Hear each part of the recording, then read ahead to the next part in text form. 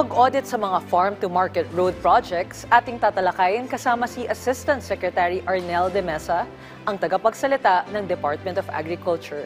Asek Arnel, magandang tanghali po at welcome sa Bagong Pilipinas ngayon.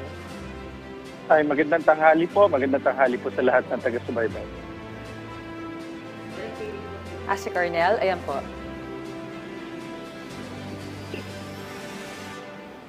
Yes po, magandang tanghali po sa lahat ng taga-subaybay.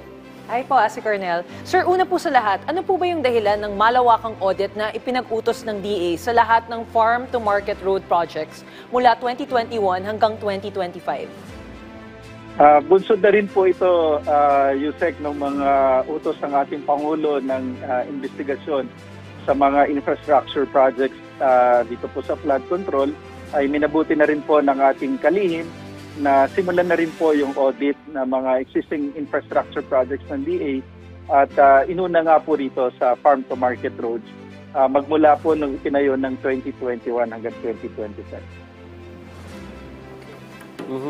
Asek, nasimula na po ba ito at kailan po ang target ng pagkumpleto sa buong proseso?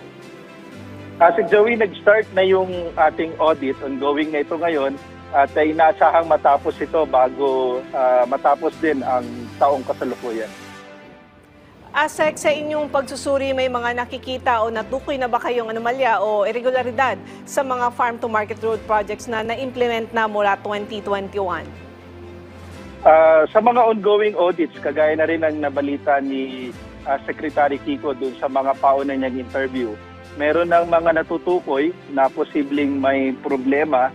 Kaya pinakilos na rin niya yung ating Bureau of Agriculture and Fisheries Engineering na talagang magkaroon ng mabusising inventaryo at audit nitong mga farm-to-market roads.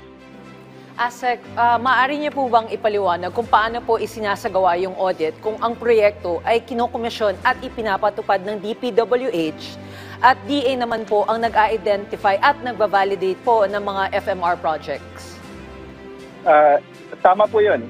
Sa ngayon kasi sa sistema ng implementasyon ng farm-to-market roads, ang responsibilidad po ng kagawaran ng DA ay kami po ang nag-identify at nagbabalidate ng mga farm-to-market roads. Pero yung actual po na implementasyon, magmula po sa bidding, commissioning at saka sa implementation nga po nito mga proyekto na to ay sa Department of Public Works and Highways. So kaya po talagang minabuti ni Secretary Kiko na i-audit itong mga proyekto na ito. Bagamat ang responsibilidad ng DA ay identification at validation lamang, ito po ay pumapasok pa rin sa pondo ng Department of Agriculture sa General Appropriations.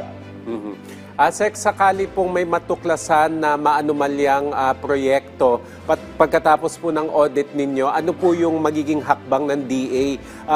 Ibibigay ba ang findings sa ICI halimbawa? Posible yun, Asek Joey, na ibigay sa ICI at of course sa Office of the President at i-report ito kung meron mang makita talaga na mga findings, whether good or negative dito sa audit. The whole report shall be submitted to the Office of the President and if necessary sa ICI din. Asek, sa ulat po, target ng pamahalaan ng 131 km na farm-to-market roads pero 70,000 kilometers pa lang ang natatapos. Paano po ninyo haharapin kung yung mga ganito kalaking kakulangan? Asek, talagang problema ito ng budget. Kagaya ngayong taon nga, ang proposal namin sa NEP for 2026 ay 25 billion pero yung naisama lamang ay 16 billion. Alam natin na 15 million yung cost per unit kilometer kaya kailangan talaga natin ng additional resources at napaka-importante ng connectivity. At itong mga farm-to-market road normally nasa mga far-flung areas at kinakailangan talaga. Isa to yung sa mga priority projects natin sa ngayon. Asek Arnel, ano po ba ang mekanismo o pamantayan ng DA sa pagpili kung saan itatayo ang mga FMR para masiguro na tunay na makikinabang ang ating mga magsasaka? Meron po tayong tinatawag na mga criteria para masigurado na yung mga FMR ay priority natin for implementation. Unang-una, dapat ito ay nasa mga production areas natin, whether yan ay sa rice, sa corn, or sa high value. Pangalawa, dapat po ito ay kumukonekta dun sa mga existing roads. So hindi dapat na yung FMR ay nakalutang lamang at hindi ko konekta sa mga existing, whether yan ay national, provincial, or municipal roads.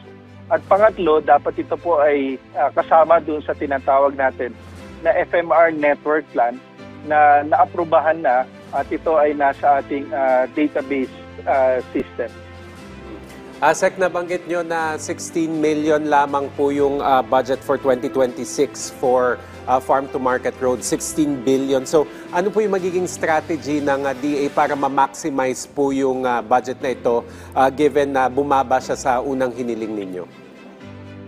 Sir Joey, importante na makipag-coordinate tayo sa Kongreso at sa Senado para ma-check na alimbang lugar talaga yung mas nangangailangan ng FMR at mas malaki yung contribution do sa productivity and connectivity ng ating production areas, lalo na sa mga kanayunan. ASEC, mula po sa DA, ano po ang rekomendasyon nyo sa Kongreso tungkol sa pagkakaroon ng batas na magtatakda ng priority list para sa FMR projects? Tsaka paano makatutulong ito sa mas maayos at sistematikong pagpapatayo ng mga daan? Dahil nga nagkakaroon tayo pagminsan ng problema na nawawala yung budget yearly sa FMR, tapos nagkakaroon din ng insertion, pagminsan may mga FMR na hindi na-validate at biglang pumapasok. Ang minumungkahin ni Secretary may maging scientifico talaga yung paraan ng pagpili, pag-validate at pag-prioritize.